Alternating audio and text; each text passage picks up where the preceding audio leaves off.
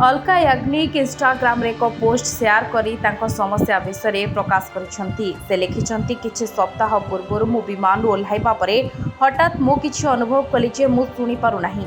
परवर्ती किछि सप्ताह मध्य साहस संग्रह करबा परे आपण मानक सह एहा शेयर करि पारुछि।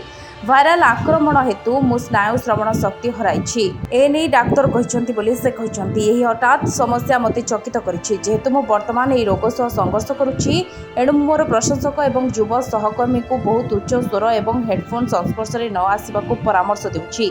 आपण समस्त को भल पाइबा एवं समर्थन सह मु शीघ्र सुस्थ होई आपण को पाखो को फेरिबि बोली आशा करुछि।